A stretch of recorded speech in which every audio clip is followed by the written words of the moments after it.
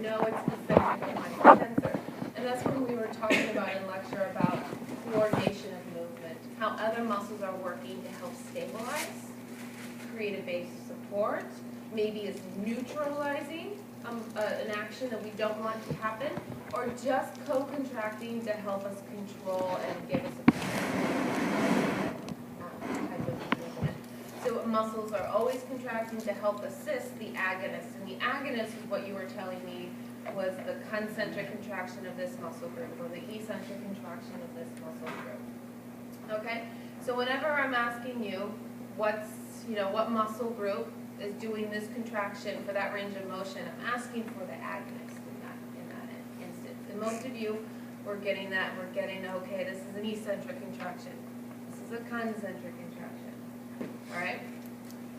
So how do we know, this is where we left off, how do we know what muscles do what motion, concentrically or eccentrically? How do we know this?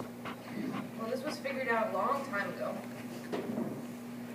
One of the ways that we do it, and this is the way that I ask you to do it in this class because we don't have any outside equipment to utilize like you would in biomechanics or exercise physiology. You use conjecture and reasoning. And this is alluding to the line of pull. You look at the line of pull of the muscle. You look at its origin and insertion based off of the knowledge of the location that you should know from your anatomy, right? Based off of that knowledge that you bring into this class, you should logically be able to say, that's a flexor, or that's an extensor. So just looking at origin and insertion, I'm sorry you guys can't see this very well. There's a stick going on this girl that's looking at the origin and insertion of the sternocleidomastoid right here. We can make a logical assumption. When it shortens, what is it going to do? What motions are going to occur?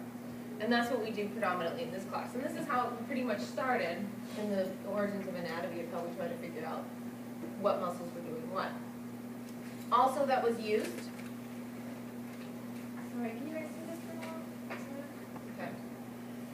Okay. Dissection. And that's what you did in anatomy. When you got to actually see the actual origin and the insertion on the bone, and you could see the muscle, and you actually got to pull on the muscle, hopefully, and you could see what happened to that cadaver and what actions are going to occur from that muscle. You can also do palpation.